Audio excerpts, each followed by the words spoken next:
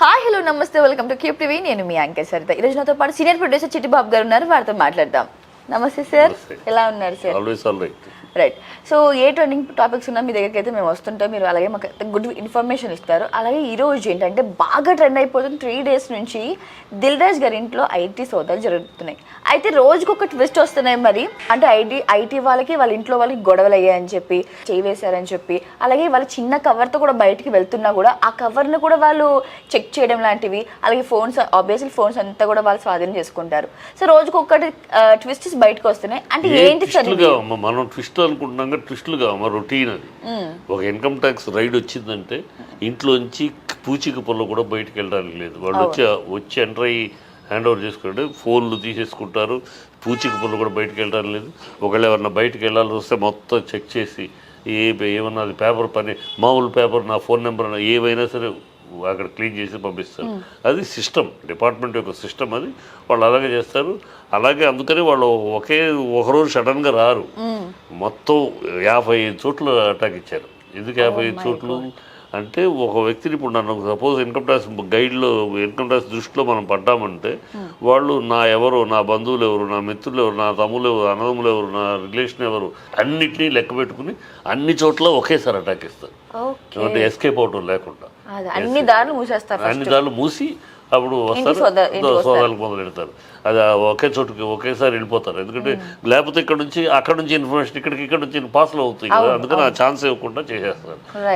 అది రొటీన్. అది దాంట్లో లాక్కుంటారు. ఎవరన్నా కొంచెం మేనేజర్ ఆఫీసర్ ఎవడన్నా ఏదో కొంచెం మాట్లాడితే కొట్టినా కొడతారు. కమాండ్ ఉంటుంది. అయితే ఇప్పటి వరకు కూడా సినిమా వాళ్ళ మీద ఇంత పెద్ద మొత్తంలో ఇలాగ జరగడం అనేది ఫస్ట్ టైం నేనైతే చూస్తున్నాను. ఏంటి సార్, అంటే నిజంగా ఏమన్నా బ్లాక్ ఉందనుకునే డౌట్. ఇన్కమ్ ట్యాక్స్ రైడ్ అనేది జరగటం ఆనాటి నుంచి ఈనాటి దాకా పరిపెట్టేనమ్మా, ఏమి కొత్త కాదు. ఇంత అమౌంట్ అనేది ఇవాళ పెరిగింది మార్కెట్. అంతే, గతంలో లక్షల్లో తీసేవాళ్ళం, ఇప్పుడు కోట్లు తీస్తారు. అందుకని ఈ ఫిగర్స్ కోట్లు కనబడుతున్నాయి. ఇది వరకులో నేపథ్యం మారిపోయిందమ్మా. ఇది వరకులో ఇన్కమ్ ట్యాక్స్ రైడ్ అంటే గతంలో ఇన్కమ్ ట్యాక్స్ పరుగు పోయేది. అయ్యో ఇన్కమ్ ట్యాక్స్ దొరికారు, దొంగలు దొరికారు అని పరుగు పోయేది. సమాజం వాళ్ళు ఇంకా చిన్న చూపు చూసేది, కొంచెం అవమానకరంగా చూసేది, దానికి సిగ్గుపడేవారు. ఇన్కమ్ ట్యాక్స్ రైట్ మన పరుగు పోద్ది, మర్యాద పోద్ది అని భయపడేవారు. ఇప్పుడు ఏమైందంటే ప్రజల దృష్టి, సమాజం దృక్పథమే మారిపోయింది. ఇన్కమ్ ట్యాక్స్ రైట్ చేసే స్థాయికి సంపాదించాడు, గ్రేట్. సమాజమే ఫీల్ అవుతుంది.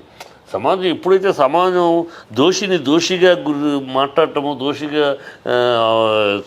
చెట్టు చూస్తుందో అప్పుడు ఆ దోషికి భయం ఉంటుంది. సమాజమే దోషిని గొప్పగా మాట్లాడుతూ ఉంటే గొప్పగా ఫీల్ అయిపోతుంటే పొలిటికల్ లీడర్స్ ఉన్నారు. ఎవడన్నా ఒక్కటి ఛాలెంజ్ చేసి చెప్తాను. 2019 నుంచి ఇప్పటిదాకా అఫిడవిట్లు సబ్మిట్ చేస్తున్నారు. 2014, 2019 మనది ఉభయ రాష్ట్రాల్లో, ఎక్కడ దాకా అయితే ఉభయ రాష్ట్రాలు అఫిడవిట్లు సబ్మిట్ చేస్తున్నారు. ఒక్కొక్కడు ఎలక్షన్ అప్పుడు నా ఇన్కమ్ ఎంత, నా ఇది ఇంత, నా ఆస్తి ఇంత అన్నారు. ఇప్పుడు వాళ్ళకున్న ఆస్తులు ఏంటి ఒక్కసారి కంపేర్ చేసి చూడమనండి ఇన్కమ్ ట్యాక్స్ వాళ్ళని. ఒక్కడైనా జెన్యూన్గా 2014లో నాకు 300 కోట్లు అన్నవాడు ఇవాళ అదే 300 కోట్లో ఉన్నాడా? 100 కోట్లు అన్నవాడు అదే 100 కోట్లలో ఉన్నాడా? 50 లక్షలు నా దగ్గర ఉన్నది 50 లక్షల్లో ఉన్నాడా? కోట్లకు పడగలెత్తారు. ఏం చేస్తున్నారు? ఇన్కమ్ ట్యాక్స్ ఏం చేస్తుంది? సో ఇన్కమ్ ట్యాక్స్ ఏంటంటే రాజకీయ నాయకులు, ప్రజలు ఎప్పుడైతే ఆ రాజకీయ నాయకుల్లో అవినీతి చేసి డబ్బులు కోట్లు సంపాదించే రాజకీయ నాయకుల్ని మహానాయకుడు గాను, గొప్ప నాయకుడు గాను తెలియదు. వాడు దమ్మున్నాడయ్యా, వాడు చేస్తాడు, అది చేయగలిగాడు. చూడు 100 కోట్లకు టోపీ పెట్టగలిగాడు. కెపాసిటీ, వాడి కెపాసిటీ మామూలు కెపాసిటీ అమ్మో గ్రేట్. అంటే ఒక దొంగని, ఒక అవినీతి పరుడిని, లేదా ఒక చట్ట విరోధం చేసిన వాడిని కూడా ఘనంగా కీర్తించే స్థాయిలో మన సమాజం పడిపోయింది. ఇంకా అప్పుడు వాడికి ఎందుకు భయం ఉంటుంది? ఇప్పుడు ఏముంది, అరెస్ట్ చేస్తారు, వస్తారు, సోదా చేస్తారు, ఏం జరుగుతుందట? నన్ను జైల్లో పెడతారా? అరెస్ట్ చేసి ఉరిషి చేస్తారా? ఏం లేదు కదా, ఏదో నోటు పెనాల్టీ వేస్తారు, పెనాల్టీ కట్టుకుంటూ వస్తాడు. ఆ స్థాయికి వచ్చేసింది. ఎవ్వరు కూడా భయపడే పరిస్థితుల్లో లేరు, సిగ్గుపడే పరిస్థితి. భయపడటం కన్నా సిగ్గుపడే పరిస్థితి ఎప్పుడు ఉంటుందో ఆ పరిస్థితి సమాజం దృష్టిలో వాళ్ళు అవమానపడాల్సిన పరిస్థితి వస్తుందో అప్పుడు ఈ మార్పులు ఉంటాయి. తప్పితే ఇలా చేయని రొటీన్ పెద్ద పట్టించుకోవాల్సిన వస్తామంటే వాళ్ళు పెనాల్టీ కడతారు, మళ్ళీ రొటీనే. ఇప్పుడు ఇంత పెద్ద ఎత్తున ఎందుకంటే వాళ్ళు అబ్జర్వేషను, నువ్వే చెప్తా ఉన్నావు అన్ని కోట్లు వచ్చినాయి, ఎన్ని కోట్లు వచ్చినాయి, అంత వ్యాపారం, ఇంత బిజినెస్ 18 కోట్ల బిజినెస్ అని చెప్తున్నావు నువ్వు. నేను చెప్పని వాళ్ళు ఎవరు ప్రేక్షకులు అడిగారా నీ చేత కలెక్ట్ చేసి చెప్పని? నువ్వు బోగస్గా నువ్వు కింద పడ్డ దేశానికి మట్టి అంటలేదని చెప్పుకుంటాం కోసం సినిమా ఫ్లాప్ అయినా నాది ఇంత కలెక్షన్ ఇంత అని చెప్పుకోవడానికి బోగస్ పబ్లిష్ చేసుకుని యు ఆర్ ఇన్వైటింగ్ దెమ్.